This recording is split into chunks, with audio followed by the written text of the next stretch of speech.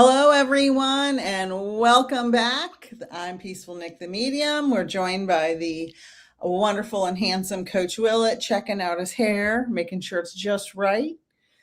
Mr. Sense of Humor, comedian. I love it. How are you today, darling? Not great. Why? It's one of those days. Do you want to talk about it? Absolutely. All right, let's talk about it. What happened? Nothing. Just being in the moment. Sometimes you're in the moment and it's not the way you think it should be. You think it's not, you think everything should be great. You think everything should be wonderful. For example, we had an interesting question with coaches today. We were at a table and these dudes are great, man. One of them played in the Pac-12 basketball, played against the NBA guy. I mean, he's awesome to talk hoops with. And he posed a question. He said, would you rather be, if you're going to lose, how do you want to lose? And I said, fascinating, because I've thought about this, but not much, because you don't really want to think about losing.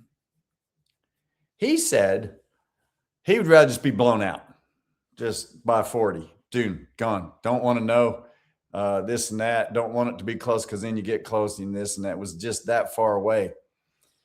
I took a different approach, and that's what I love about these guys. We all can have different opinions, and we can present them out there, and everything's great. It's like, and you can see we're all learning from it. My thing was, I want it to be real. I would rather, and I'm very specific on this, I would rather a team beat me on a last second shot from beyond half court to beat us. That's what it took, an air of luck to beat us. That's how much we are. And because I want to always be close. I want to always be prepared. I want to always know that I've done everything I can possibly do to be successful.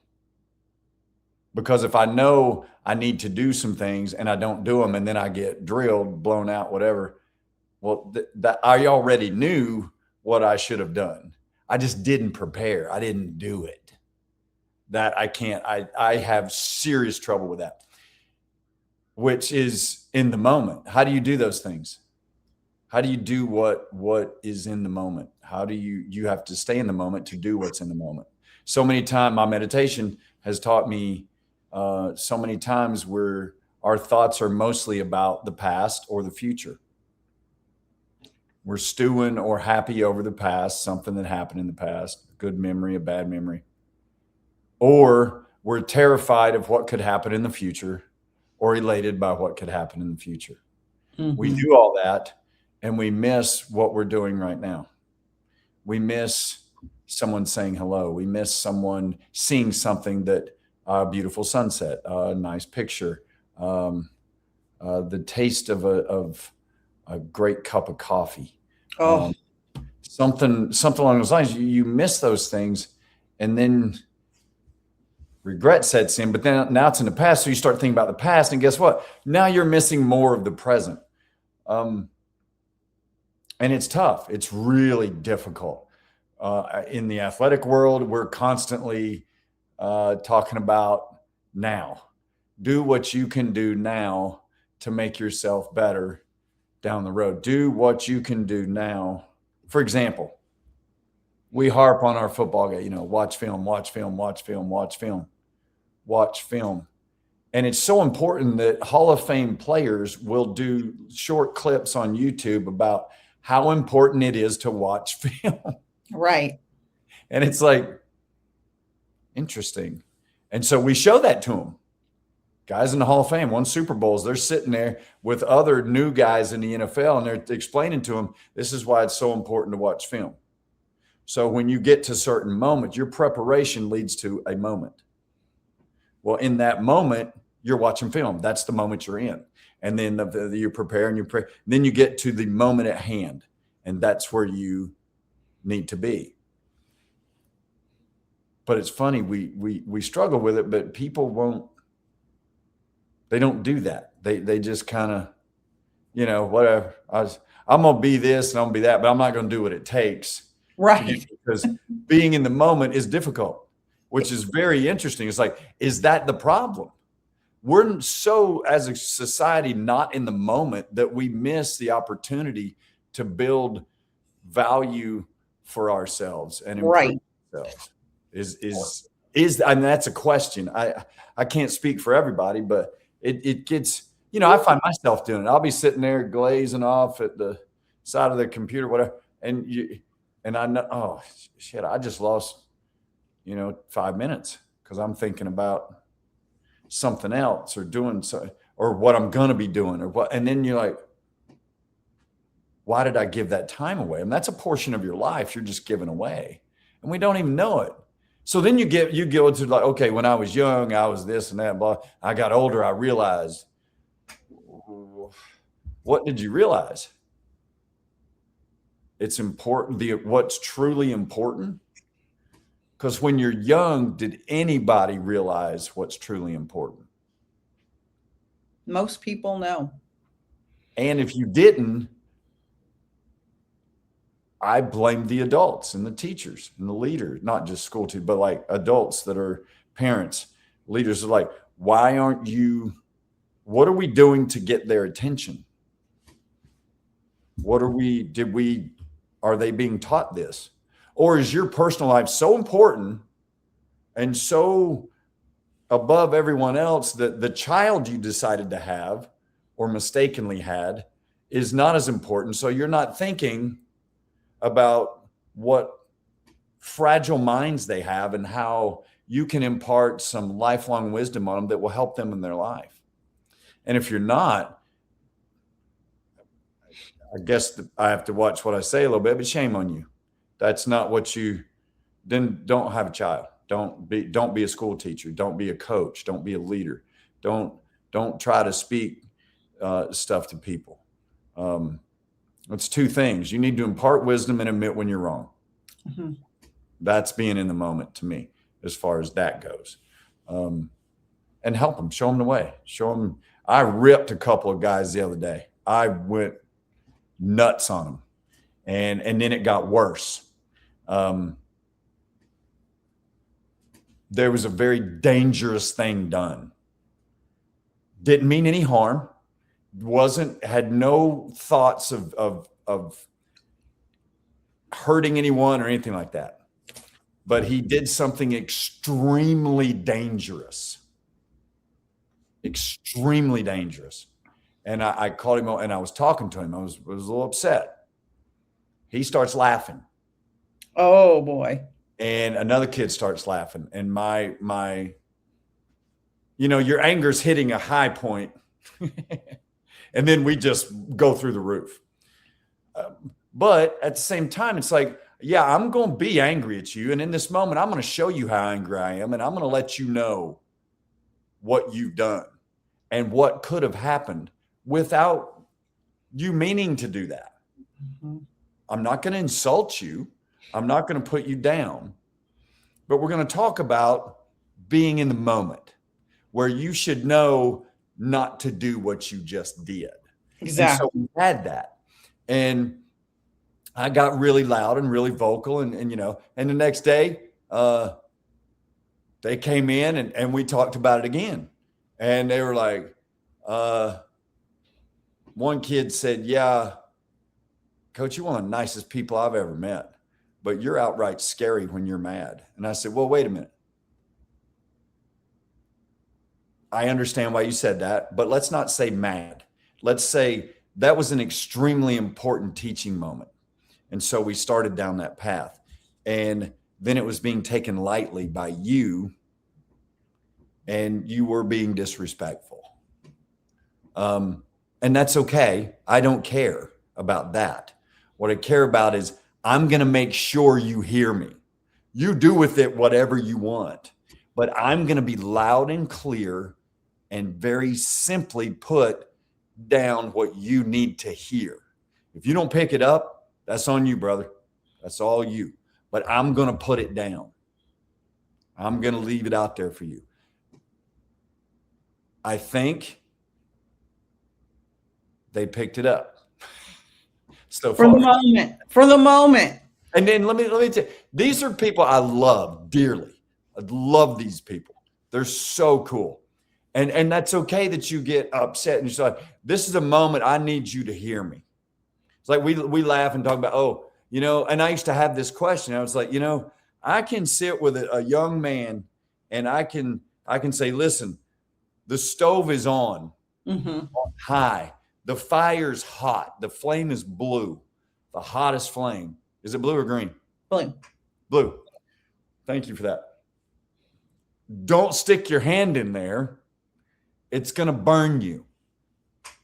And they'll still do it. They'll stick their hand in there. They'll touch the stove. And it's like, why? And I used to, I would say, why are you so stupid? Why would you do that? Why can't you just take the advice given? And then, you talk about it and you think about it over years. And you're like, yeah, you can't explain that. If I look at myself as a young man, I'm a little interested now. What do you mean by hot? Right. What do you mean burn me? You say that like you think I know exactly what that means. I might need to experience that. And that's exactly the answer that we are programmed biologically and evolutionarily to learn from experiences, physical experiences. So we do have to touch that flame and feel how hot it is. I mean, any Gen Xer and probably boomers as well, but we're Generation X. I'm sure we've all played around with lighters when we were teenagers. Multiple burns for variety of different reasons, but we had to learn, right? And all the experiences we went through, everybody listening can think back to the times in their life where they were told something and did the exact opposite. Yeah. Did the exact opposite many times. All of us, I'm absolutely sure. There are some people pleasers who try not to do that, but I'm sure they still had to experience things for themselves. Absolutely. And it's important for us to understand that, going back to the present moment, when you were teaching those people, coaching yesterday, and told them, don't do this, and you got, vocal, it's important for them to understand you did that for their safety because you care about them. And they weren't listening when you were trying to gently tell them. And you've talked about that before. Some people you can say things calmly to, and they'll be, okay, I get it. Other people, for whatever reason, you have to scream and yell at them. They don't get it otherwise. Well, and some like where I am is a very dangerous place. It's a very, very dangerous room. There's a lot of pieces moving, people and objects, metal, heavy weight is flying around. And it's not a place to go dancing around in or jumping up and down or rolling stuff around. It is not a place you can do that. People can lose body parts. They can lose their life. They can lose an eye. They can lose a finger. I've seen, I mean, it's horrible. You see accidents that happen and it's like pure accident. And it's like, oh my God. And it's like, and then so then you get in there and you start goofing around. It's like, hey, let's throw knives around the room. It's pretty much the same thing. Like, what are you doing? It's, and I've done those, I took my oldest brother had a box of these little collectible knives and I opened one up and he's like, that's sharp. And I put it on my finger and I literally just touched my hand. The blade was sharp enough to cut my skin. That's how sharp it was. So he wasn't joking when he said those are sharp, but thinking back on it, it's like, I'm wondering how sharp. Right. What exactly is sharp? I'm not going to poke myself with it, but what do you mean sharp? So I just do this and it cut my finger and I'm like, oh, that's what he means. So it's like, huh? So teaching, trying to get people, in this moment, the value of this moment, the importance to set individual in these moments is just, I'll never forget 2000, 14, I was fortunate to be a part of a state championship football team.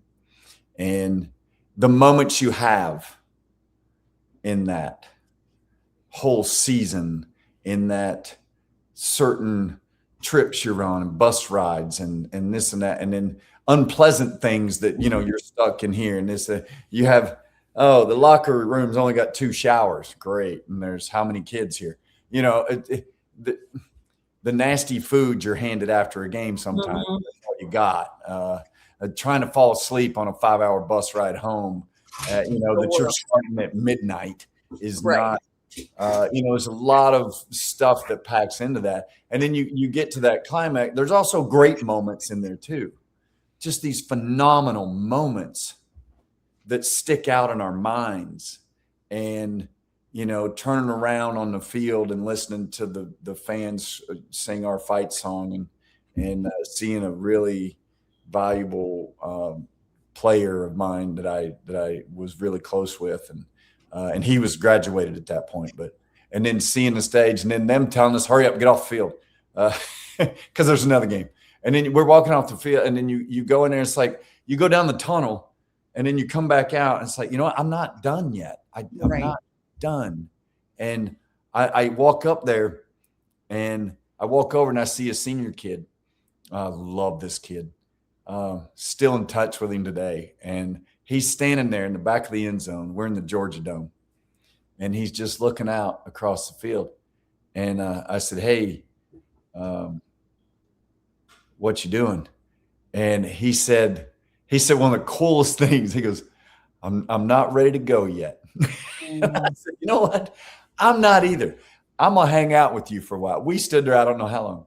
I don't know if it was 1 minute or 10 minutes. I don't remember, and I don't care. I just remember staring out across the dome and seeing the other teams come out, and that's just and then we walked off together with our arms around each other, and it was just a really, really great moment. And then and all those moments. And when you think about that, and you think about, oh, I love high school, and no, we don't. You love the memories of high school. You love the good times you had in high school, and you probably remember some bad times. But if we think really about all that stuff, you think about the moments where, so as a freshman, as an 8th grader, I got to play freshman basketball, and we were playing a rival team. We didn't like them. Back when you really didn't like your rival, like I'll fight you in the street right now. And we're playing them, and we're down by 1. There's no 3-point line. Dating myself here. We're down by 1. They're shooting a free throw. They miss. We get it. There's 6 seconds on the clock. And I was screaming at my teammates in the timeout because they were all pitiful and pouting. The game's not over. It's not over. We get the ball. I go down, swing across middle court. I'm in detail about this for a reason. Swing across midcourt, swing to the left. As I'm falling left, I pull up and I throw a long shot up like that. And it goes in. And I can see that going in right now in my brain. It hit the back of the rim and scooped forward, and the net went up. And my teammates picked me up. And I remember I can feel their shoulders as they picked me up. And they were grabbing me and shoving me around. It was awesome. And those are moments. Those are moments. We were in those moments. So all those moments you've had, you're in those moments. Those moments were cool because you were in the present, and you'll never forget them. Right. You'll take them with you forever. Good, bad, sad, mad, whatever that moment was, that is exactly because you were in that moment for whatever reason. We need to achieve. I'm not delusional to think that we can always, every second, be in every moment. Something's going to grab us a little bit or throw us off kilter. That's okay. But I would encourage people to try to be in as many moments as they could possibly be in. Not touting myself, but I've also watched a shot go in that beat me too. And I'll never forget that moment as well. And that's okay. That's good. That was a moment you got to have, which is incredible. those are incredible. So a loved one, there's something you want to say to a loved one, or something you want to tell someone, or had I not gotten after that kid's ass the other day, I would regret that, because that was a moment I needed to seize right there. And I needed to help him seize it as well. Mm-hmm. And those things are important. Those are the moments you compile these over your life. That's why you're a little bit wiser when you get older. It's because you've had more moments than other people that are younger than you. So or I'd like to say I loved high school. So not everybody has different feelings about high school. But I would also like to say that the people who are more in the moment through their life become wiser. The people who are not ever in the moment, and we all know people, the people who are talking about other people, the people who are worried about superficial things, the people who are worried about what I call the three-dimensional world, earthly crap that's meaningless. When you're always somewhere else and you're not in your mind or body in the moment, you don't have as many opportunities to learn. So your moments, you gave examples of the point you made when you won, the point you made when you lost in a game, the students that you were trying to protect from themselves. I'm sure the first time you held our first son and our second son, the millions of moments you had with them, the moments we've had together, when you're in the moment, you learn so much. And then those pile up, like you said, and then you have this truckload of wisdom that you can take. And that's the whole point of us having these conversations pretty much every week. You and I have been married, it'll be 30 years. We've had a lot of moments, good, bad, and everything in between. And we want to share with people things that we've learned. That's it. We just want to share the things we've learned in our lives to help someone, anyone, one person, a million people. We don't know who's going to see this. Something may resonate that will make their lives a little bit better that day. And then maybe they will share it with someone else in their present moment when they have an opportunity to talk to someone else and share wisdom. We don't always, not every person who is growing up in this world, even adults, not everyone has people they can look to for wisdom. We have a lack of wisdom right now. We have a lot of negativity. We have a lot of divisiveness in this world. A lot of people pitted against each other. And I keep getting this overwhelming feeling we need to go back to basics. We need to go back to basics. We need to get outside. We need to get off the computer. We need to put our phone down and stop scrolling our lives away, is essentially what society's doing, and start talking to each other in person again. Go back to places where you can have conversations with people. If you're a couple, don't sit in front of the TV all night, every night, and just zone out, right? People who are married a long time sometimes get in that habit. If you have roommates, maybe talk to them and don't just sit and scroll in your own room. When I was a teacher, an in-class teacher, I tried to always, especially after smartphones came out, I tried to always do activities that they had to do by hand. So I taught science. So I used to create a whole bunch of different activities. So the kids didn't have to use their computer. They weren't allowed to use their phone, and they had to do things by hand. And I would partner them up, 2 or 3 people, and they would have to talk to each other, because we're losing that. We're losing those moments because of technology. And we need to go back to basics. So Coach Willett, if you could design something for the world to get us into the present moment more, what would it be?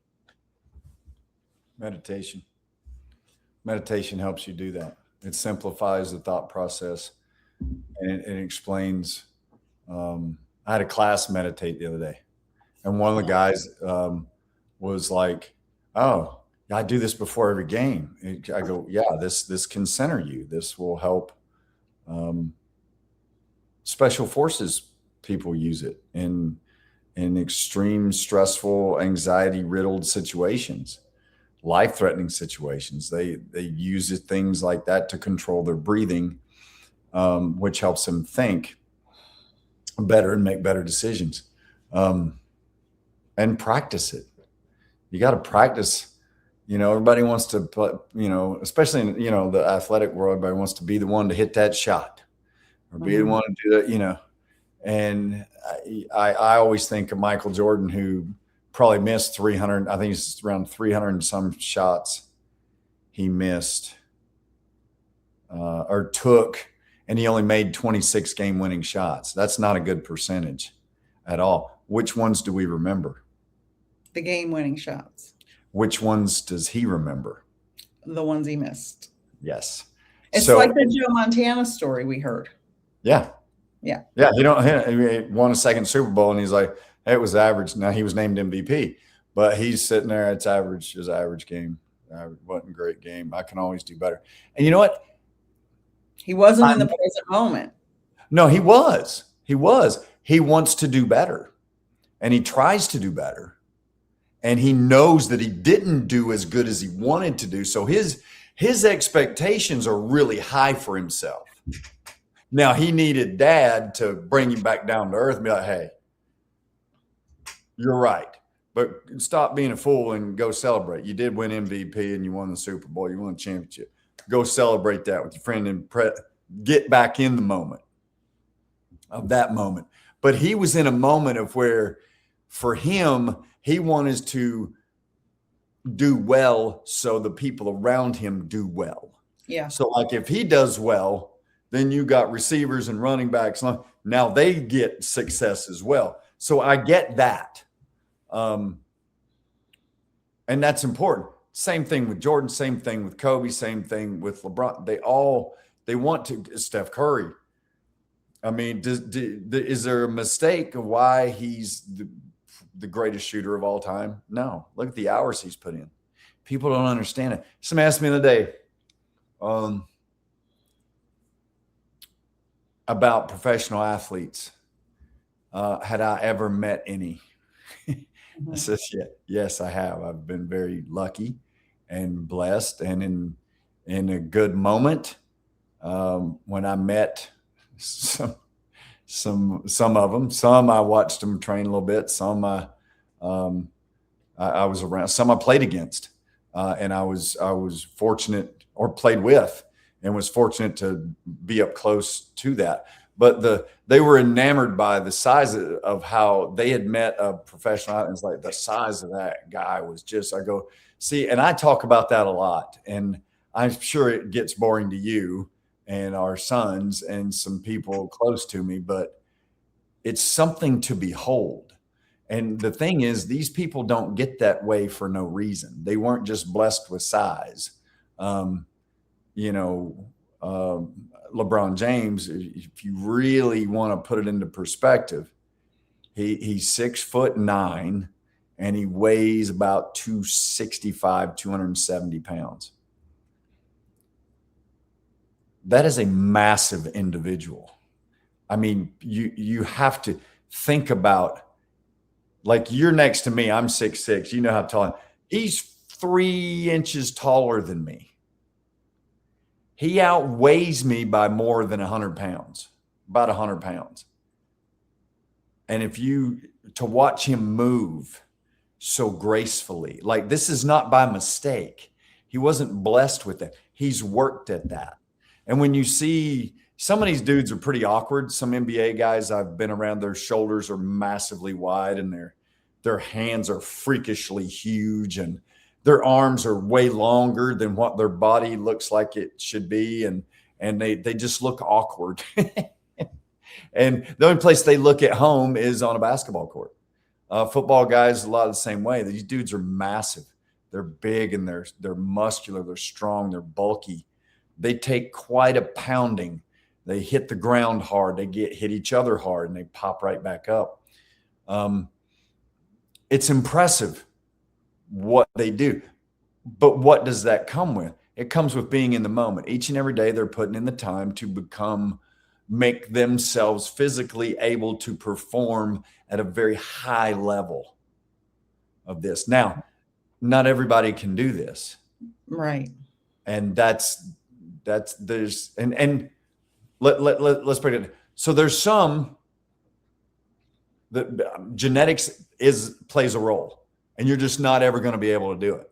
And that's okay. That's all right. There's some who have all the genetics, they have all the pieces, and they don't even bat an eye. They don't even want to try. They don't this and that. And there's so many that never get close. There's so many that work extremely hard and still don't get there. And then there's some that work hard and get there.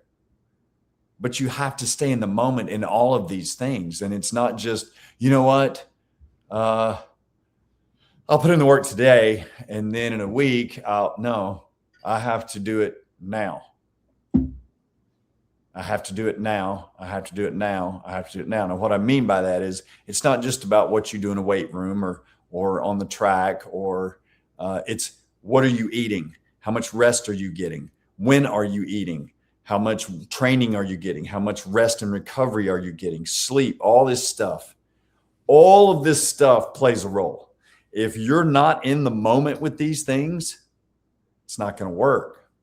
It's going to be really difficult. Can you compare that? And I agree with you because I've learned a lot about sports in the last 30 years. And I do, and I enjoy watching sports. I'm not complaining at all. Can you relate that dedication to someone in their personal life? Say someone's watching and they could care less about sports. They like the artwork or singing, or they're an accountant, whatever. How can you relate that whole regimen, the workout regimen, eating, sleeping, etc., into someone's life not using sports? Did you talk to a family member and tell them you love them today? Did you send them a note? Hey, just hope you have a great day. Hey, thinking about you. Hope everything's all right. Hey, here's a little quote, for you today. Just let you know I'm thinking about you and I appreciate you. When you personally, how do you make your meals? Do you do your laundry? Do you brush your teeth? Do you wash your dishes and put them on? These are all signs that, hey, I'm in the moment looking after myself. And I want other people to know, hey, thinking about you today. Hey, have a wonderful day. Hey, you don't have to write a book to someone or come up with the most profound statement for someone so they'll remember you forever. And Coach Willett said, be a friend, tell a friend something nice might change their life, which I didn't. That was Pat McAfee, which is awesome, by the way. You should definitely watch his show. But be in that moment. It's like, that's a great thing to say to someone. That is phenomenal. And why? Because I heard him say it. Wow. Well, pass it on, dude. Just pass it on to other people and talk to them. And you can still rib them a little. Give them a hard time. That's funny. You have a good time with that. And then you move on. It's like I'm teaching girls for the first time. And I was like, hey, look at your nails. That's amazing. Those are awesome. Your hair looks great. And it's like they look and, oh, hey, thanks. And I say it to the boys too. I said, like, in one class I got, you know what? Don't tell anyone else. But this is the best looking class, me included, in the world. Hands down. Give yourself an applause. And we all clap. And they may even have different thoughts on that. They might think, oh, he's just goofing around, or, oh, he's joking about it. Doesn't matter. It was said and they heard it. That Right. is a positive thing. Yeah. Doesn't matter. But now if somebody walked in, I went, hey, piece of shit, you suck at life. They're going to hear that too. Right. And they'll And remember that too. and they'll remember that. And you can even say, oh, just kidding. Yeah. But they heard that. And that's not, they might even replay it in their mind. But, oh, well, he was just kidding. But look what they're replaying in their mind. Mm-hmm. As a person, eliminate that stuff. You can help eliminate that stuff. It's hard enough for individuals. Make people around you better by being the best version of you can be. All your elite people in the world that everyone, like, you can't find 10 people that would say this person sucks. That person makes people around them better. And it's not because they did some astronomical thing that's hard, cannot be explained. No, it's just it's the little things. Say a kind word, send a nice message. And if you don't know that person, say a little prayer for them. When somebody flies by me on the road and they're weaving in and out and this and that, and a guy on a motorcycle's doing all this crazy stuff and it's dangerous, I just say a little prayer for them. Please be safe. I don't want you to get hurt. Just please be safe. And, and that right there, that is, to me, huge. I'm not saying I'm perfect by any means. I'm wrong a lot. And I use that to make myself better. Okay.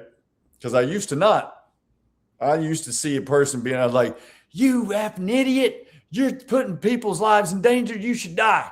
Like, no, hey, please be safe. I want you to make it home or wherever it is you're going. And I don't want you to hurt anyone else either. And please, so you do that, and that makes you better. That help. Oh, I said something kind, and I remember that. And those things are important. So when you see people, have a little thing for them, have a little something, a little, just a tiny little gift, maybe. Like, here's a piece of candy. I don't know. Hey, let's do that. Or hey, I thought about, I was thinking about you the other day, and I thought how maybe you did this, say something nice. And you'd be amazed. You would be amazed. Very amazed. I have a story. I had a client this week, and she's working with some people. She doesn't really feel bonded to them, but she kind of has to work with them for a long time. And she's like, I don't really feel bonded with them. I said, listen, you don't, because she doesn't want to tell her private stories to that. She doesn't want to give up any of her private life in these conversations, but she doesn't want to sit in the corner by herself either. And I said, listen, ask questions. How's your family? How's your dog? How's your cat? Are you enjoying the weather? People want to talk about themselves. And what's a greater gift than asking someone a question and letting them just blab on and on about whatever's on their mind, right? Because it gets out their, whatever they're thinking about, and it makes them feel special. Like, you cared enough about me to ask me how my dog was, or how my grandchild was, or whatever. And you allowed me to tell you all this stuff you may not really care about, but you cared enough about me to ask me to say whatever it is. Yeah. And so it's important for people to understand that just giving somebody that little piece of candy. Oh, yeah. Giving them a little blessing. I learned in the Celestine prophecy, if anybody knows, it was out in the 90s. It was a big deal.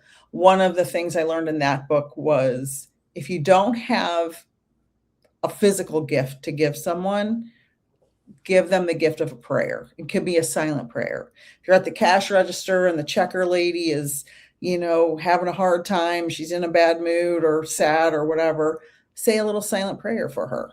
And that helps. Putting any of that positive energy out, like you said, be a friend, tell a friend, however, whatever the quote is. Might just save their life. And that's true. It's so true, because so many people suffer in silence. And so we can we can put out these positive vibes, less negative, more positive. Everybody has moments, and Coach Willett always reminds me, if I stub my toe and drop an F-bomb, he'll Okay. say, that's not very peaceful, Nick. Got to find that peace. And I'll say, peaceful Nick is a human, and when she stubs her toe, she's going to drop an F-bomb. So everyone who listens to me knows I'm just a person just like everybody else. I'm not some perfect being. I'm just trying to get a little better every day. Absolutely. So when you talk about performing at a high level with athletes, Steph Curry, Joe Montana in his prime, et cetera, how can you relate that again to someone in life that knows nothing about sports or doesn't care about sports? How can you tell someone this And is how you perform at a high level in life?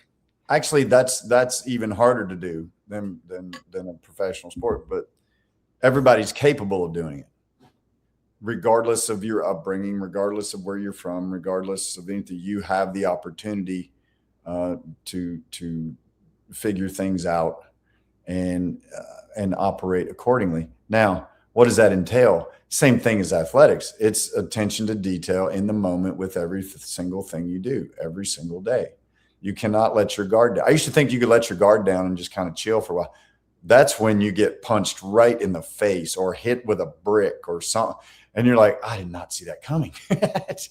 But because it comes out of nowhere, it rolls right along, and you've got to be ready for everything. You've got to be ready for a bad phone call. You got to be ready. A teacher told me this. This actually just happened today. A student hadn't been in school for more than a week, and the one of the kids in the class brought the phone up and said, "Hey, so and so wants to talk to you." And the teacher looked and was like, it was the kid. And he's like, "Hey, how's it going?" And he's like, "Well, I tried to kill myself, and things weren't going well, and I tried to get the help I needed." Blah, blah. And the teacher was like, "Well, you know what? Listen, I love you, and I miss you. I'm glad you didn't succeed, and I pray you never try that again. I can't wait to see you again." And now, was the teacher ready for that? No. Who's ready for that? No. You're not. We don't wake up every day going, you know what? Somebody's gonna, but you got to be prepared. And that is by staying in the moment. And however you need to do it, however you need to stay in that moment. I meditate, pray to start the day. And then I feel like I'm as prepared as I can be. And then I go through it, and you're still going to make mistakes. You're not going to understand that if you don't get anything out of anything. You're not going to do anything perfectly. You're going to make mistakes. You're going to have days where you go, we started this. You asked me how a day was. I get such a kick out of that. When people pass you here and there, "Hey, how was your day?" You really want to know? Right. Yeah, I mean, you want to talk about it? Because I got time, and I need to unload some shit on you. I can really hit you, because that teacher I just told you about was me today. I got that. I did not see that coming. I did out of left field, but somehow by the grace of God, I was prepared. I was prepared to say what I think was a pretty good thing to say to this wonderful person. And I hope they heard it and took it to the heart. I know they heard it, and I hope they're good. And I do hope to see them soon. But you don't leave the house thinking that's going to happen. You don't leave the house expecting bad news or great news. You get great news. I struggle with great news. You give me a compliment, I don't really want to hear that. I don't want to hear that. I'm supposed to be doing things good, not bad. So you telling me good job, whatever. But see, that's something I shouldn't do. I shouldn't get upset. That's not, just say thank you. You said that to me. Hey, just say thank you. And you're right. I just say thank you. But it bothers me because I'm like, don't pat me on the back for doing something that I believe we should all be doing. Okay. We should all have like Joe Montana, he thought he should have played better. Yeah, because he has that expectation for himself. Well, in life, we are going to have good days. We're going to have bad days. We're going to have good moments and bad moments. And in most days, you're going to have all of that in one. Yes. And Yes. that's okay. You've got to keep rolling in the moments as they come and as they're presented to you. And if you do that, then you can hopefully, I guess the best way to put it is learning to be uncomfortable and function appropriately in uncomfortability, if that's a word. If not, I just made one up. I think it's a word. And I would say that I say something similar to my clients when I'm giving like guidance readings and things like that. We need a set point of peace. If we can get to a point in our life with all the wisdom from all the present moments and all the lessons and everything, and get to a point where you have to have been there today when you got that call, right? You were in that set point where I feel like it's around the heart. It's just me blabbering on about it, but in my mind, I feel like the set point of peace is in your heart. And you're going to have good days where everything's like extremely amazing, and you're going to have bad days where things are like extremely horrible. But if you have that set point of peace, you can tap into that at any time when you need to, because you know it's always there. It's always within you to get to that point. So, you've gotten other phone calls about tragedies with students in the past, and it's not, and I've, witnessed some of those tragedies with you. And that's not easy, especially when it's a kid, right? No. Because kids have everything in front of them. They have limitless opportunities. But then as a medium, I think we all come here with a exit points in our life. Like I drowned when I was 6 months old, right? I don't remember it, but the family story is I drowned. My dad had to pull me out of the water and, bring me back to life, I guess. I don't remember, but that's the family story. That was my opportunity, if you believe in this type of stuff, to exit my body and say, this life, these people, this is crazy. I'm out of here. But I decided to stay. And then we all have these opportunities to go. Sometimes it's meant for us to go when we go. Sometimes it's not meant for us when we think it's time. And so we do have agency, and we do have free will. And it's hard as humans who love people to get those tragic phone calls and feel okay with it. It always feels like, God, they should have stayed. God, they should have, why did this happen? It's such a tragedy. But in the grand scheme of things, if you're a religious person or a spiritual person, there's other opportunities for our souls to grow. And it doesn't have to be in our body in this life, whether we live to be 6 months old or 110 years old, right? We can come back and try again.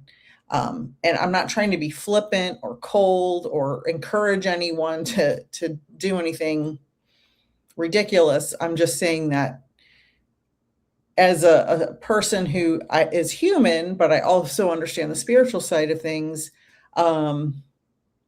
we're all going to be okay one way or the other.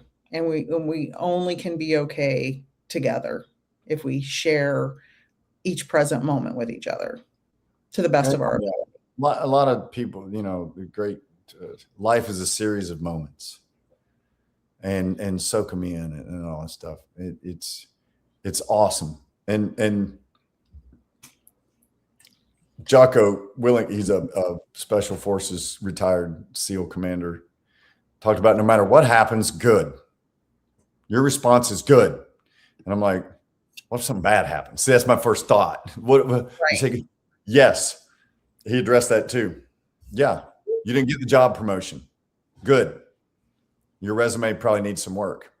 Maybe you need a little more experience. Maybe you need to improve in certain areas because you're not ready for that yet. Oh, so that is a good thing. But see, we don't look at it that way. We look, oh my God, oh my God, I'm not good enough, or somebody's holding me back, or there's something perspective Something. Mhm. becomes huge. Then we take it and start rolling with another story. See, and now where are we? We're not in the present moment. We've totally left that. Totally left that. And I've tried to be really sharp lately. It was like, okay, this pissed me off. And you know what? I'm really upset about this. Very upset about this. And you know what? That's it. That's Yeah. it. I'm upset. And I don't have to explain or talk about, I don't know. I'm really upset. And this happened on the way home today. I'm thinking about this and I'm thinking, hey, I'm really upset about that. And then honestly, I didn't think about it again until just now. So whatever, I couldn't even tell you what I was mad about. But that's because I left it. I acknowledged what was going on with me in the present moment. And here we are, and there it goes. And then here, see ya. And now I'm not even sure what I was mad about. Honestly, I really don't remember. And that's a life changer. Let me just pause on that for a moment. What Coach Willett just said is a life-changing moment of awareness. Not everybody has the emotional regulation to stop themselves mid-anger and say, okay, it's okay. I'm mad. I'm mad. You took it in, thought about it, and you didn't get reactive, which many people do, get reactive and take it out on yourself or someone else, or have road rage, and who knows what could happen out there on these Florida roads. But but that is a growth moment for anyone who has experienced that. And it's huge, because then you're stopping the anger in its tracks. And the fact that you don't even remember what it was is even better, because now it's like it was so insignificant that it's gone. You've released it. You've just released it out. And that's important. You said it. You say it wasn't significant, but at that time, right, when I was angry, before I acknowledged my anger, it was so significant, right, and so important. But you acknowledge it, and it's like, then the awareness. I love it. It's like you're releasing it and letting it. Okay. And the awareness, I'm going to write this down. The awareness annihilates the anger. Yeah. That's a Nickism. Copyright Ricky Bobby Inc. #1. Don't be messing with the champs. The awareness annihilates the anger. And I want to say something else about I got fired from a job a few years ago. I've never been fired before. And I guess I was at a point in my spiritual journey where any other person may have been freaked out to the nth degree and so upset and so mad. But I trust my spiritual guidance and the universe and God so implicitly that it was probably the best thing that ever happened to me. And 5 years ago, I would have lost my mind over that. Or maybe it just is something that happened. Yeah, it is something that happened. That's it. That's not good, bad, mad, whatever. It's just something that happened. It released me from my attachment to depending on a steady paycheck, because I was so programmed to have to depend on a steady paycheck when I already had other income coming in, but I was so worried and I was attached to it. But in that moment, it was a release for me to be like, oh, see, I believe that my spiritual team, my spiritual guides, the universe and God all conspire to lead me where I'm supposed to go. That's my belief. And I believe that moment, instead of me freaking out and going crazy and being worried and vomiting and the things people do when something terrible happens. I was just okay. I'm like, oh, all right, here we go. On to the next. Like, to me, that was meant to be that way. That's how I feel about it. Mhm. Um, you may have a different opinion, but here we are 2 years later, and I'm happier than I've ever been in my life personally. Now the world is on fire, but I'm happier than I've ever been in my life. So I love that you had that awareness of your anger and that it just disappeared. That's amazing. How did you come to that? As we're wrapping up the last couple minutes, I think it's important to talk about your progression in your life from a younger man into an adult man in your mid 50s. That, and I can tell you people that because you said there used to be no 3-point line when you played ball. So that they could do that calculation. Into my sophomore year.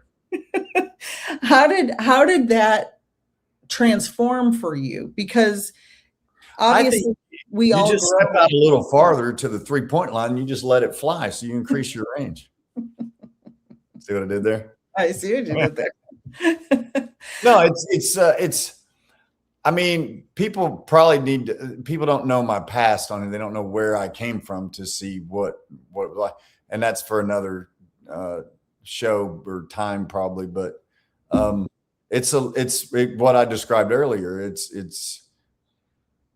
For whatever, I'm blessed with a freakish work ethic in things, competitiveness, whatever. I want to be the best and do the best that I can. And that was in athletics and now in life and in everyone's life. I want to try to be a positive influence or be a bright spot or whatnot. But that starts with me. I have to be a bright spot in my place. People that are competitive athletes tend to be excruciatingly difficult and hard on themselves. That's what raises their work ethic. It raises their self expectations, and it raises their abilities. If you ask a random person, you want to be a great shooter in basketball, how many shots do you think you should shoot in a day? They would probably say, well, if I go in a gym and shoot around for an hour, a couple of times a week, I should be pretty good. I can tell you that's not true. Other people would want to do more and do more. What I don't understand is if you want to know, why don't you look at the best one to ever do it and see what he does? What he does is out of season, he shoots 5,000 3-pointers a day. In season, he shoots between 1 and 3 a day. Now, a day. Every single day. This is what he did. And we wonder why he's there. Well, I mean, so now life. Well, what are you doing today to make yourself better? I've eaten great today. I got a great night's sleep last night. I've prayed many times. I've meditated. I've tried to spread love and positive stuff with my people I'm with. There was some people I was with, I did not want to spread niceness. I wanted to be really mean and say horrible things, but I didn't. So that goes in the positive corner. And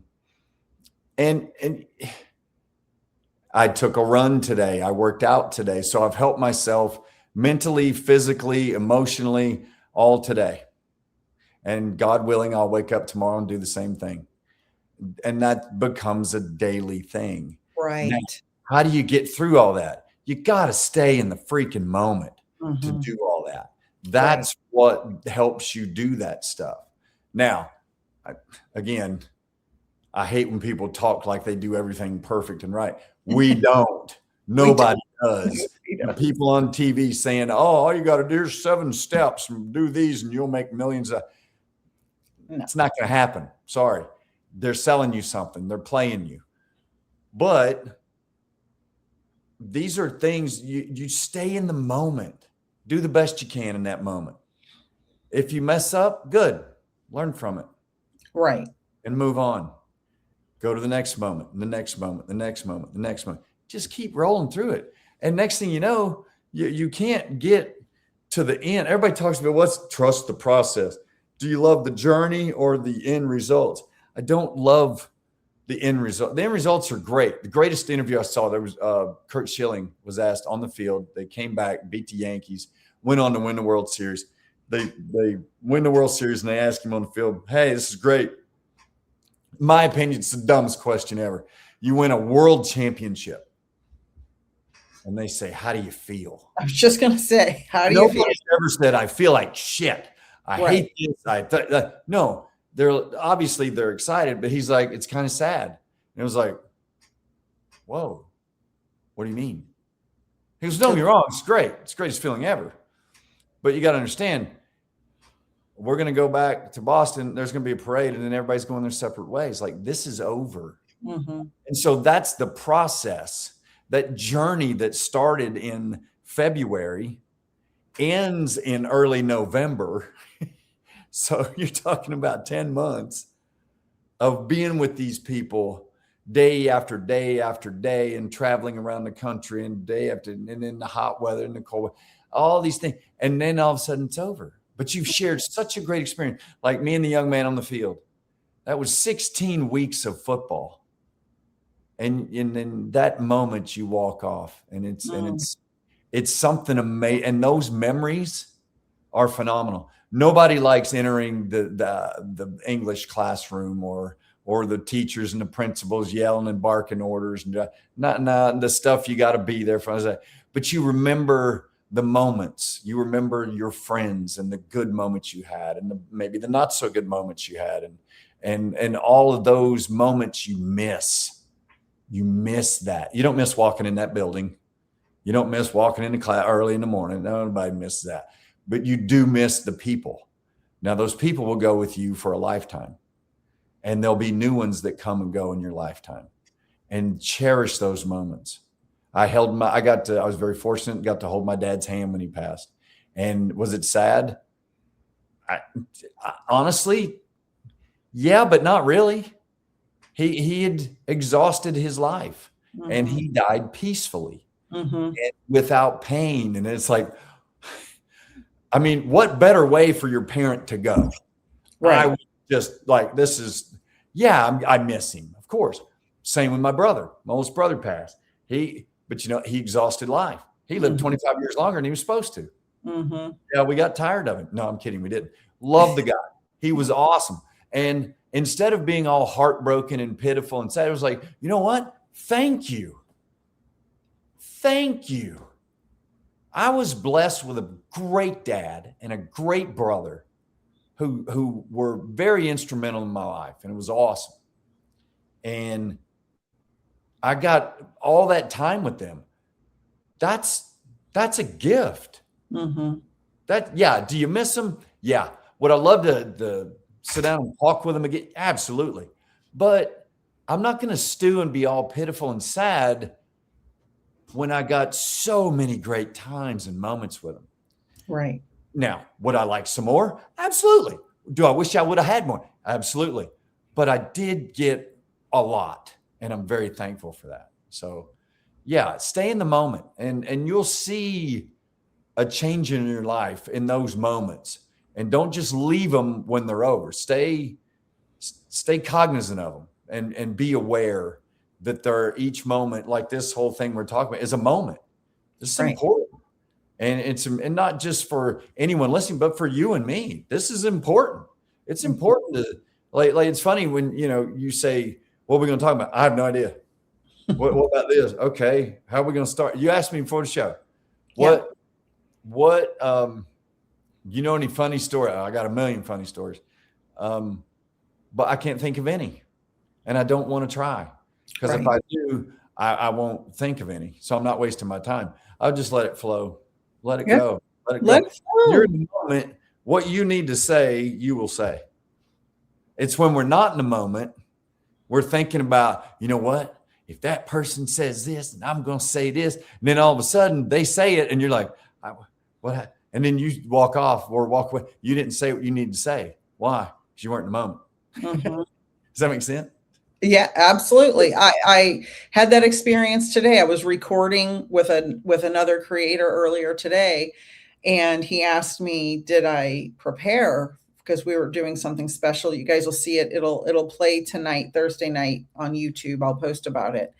And I go, no, because if I would have prepared for this, I wouldn't have been, in the moment. And I want this very specific thing to happen with a natural flow. Mm-hmm. I think anybody who's over prepared for anything understands it can be a double-edged sword, right? So let's just stay in the flow, stay in the present moment. Coach Willett, I love you. It's wonderful chatting with you again. I hope everyone enjoys this. Please, if you enjoy this content, like, share, and subscribe. All the contact information will be below in the show notes. And stay in the present moment. Thank you.